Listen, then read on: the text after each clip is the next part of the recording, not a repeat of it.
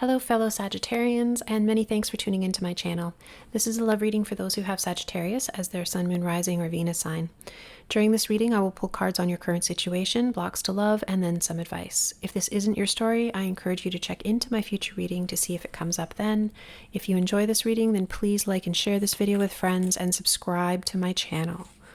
Okay, what we have just popping out here is the World. I'll just set that over there. So let's take a look at Sagittarius's current situation. It looks like you're dealing with beginnings and endings, cycles. We have the Strength card, the Five of Swords, the Knight of Cups, and the Chariot. Okay. Sagittarius, it looks as if you have put some sort of energy out into the world and it's coming right back at you. And it's coming at you in forces lining up for you to move forward with something. It looks like there is a new love interest that has come into your life. It looks with the World card like cycles are kind of closing out. If this person is showing up as the Knight of Cups, this is somebody that is relatively new. You may not know them that well. They could be somebody who is dreamy, a poet, a musician. But you may be coming to this in a little bit of an overbearing energy. We've got the Strength card and we have the Five of Swords. The Five of Swords is very much my way or the highway. And the Strength card is exactly as is shown, feeling very much like you have the capacity to handle anything that comes your way.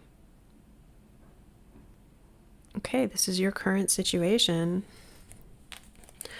Let's take a look at the blocks you have. Blocks to love.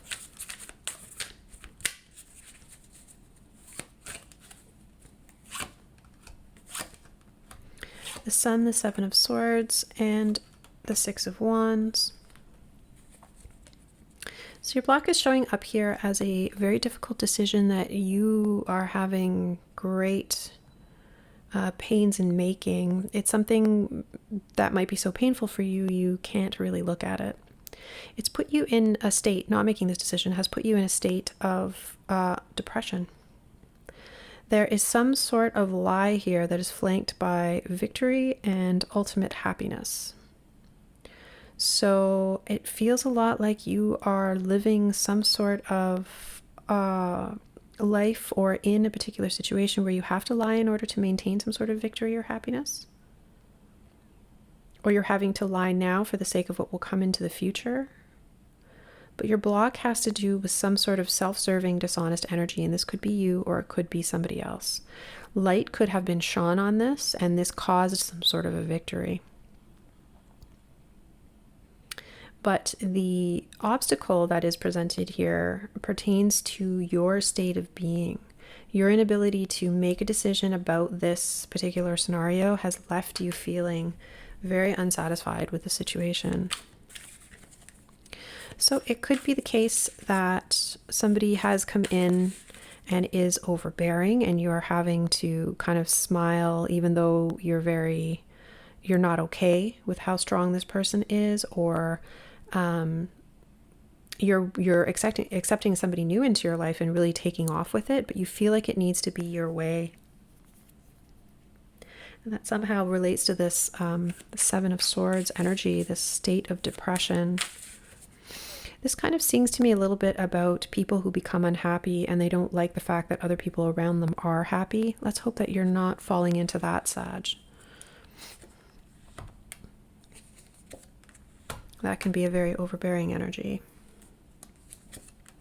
So your advice here,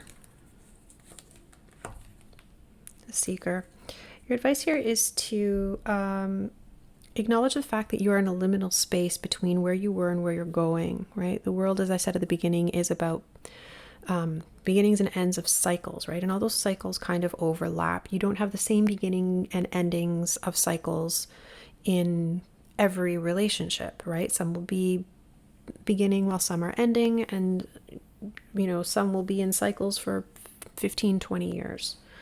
With the Seeker card, this is asking you to get a little bit grounded in the liminal space that you're in. So you're kind of not really out of one space before you're into another, and there's a lot of things that need to go on here in terms of growth and understanding. with the Three of Wands, this tells me that you need to also really do the day-to-day work about getting your individual finances together here with the Nine of Pentacles. This is independence and wealth. You've been really going back and forth about something to do with maybe becoming single, or maybe this is about getting a divorce. With the Page of Wands, this is an easily excitable energy. So, get excited maybe about becoming single and having your money so that you can move on with somebody new.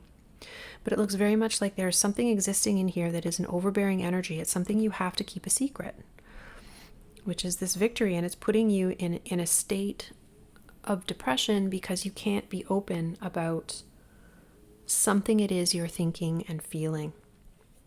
And it's put you in this liminal state, which as the seeker can be a space where we reflect on what we've done and we let it inform where it is we're going, which can be a very happy process. But you seem to be stuck there. And this is the thing that has you depressed. If there's a truth that needs to be spoken, then, speak it so that you can move on into this energy of the Sun and the Six of Wands. So your advice here is to make a decision about your individual wealth. Do the things that need to be done in order to, make whatever path it is you want happen. And try to find the excitement in it. Because the liminal space can be a beautiful space. It doesn't necessarily have to be somewhere where you're trapped and feel like you can't move forward and definitely can't go back. Okay, Sag, that is what I have for you today. If you enjoyed this reading, then don't forget to support my channel. Peace and gratitude from me to you, and take care.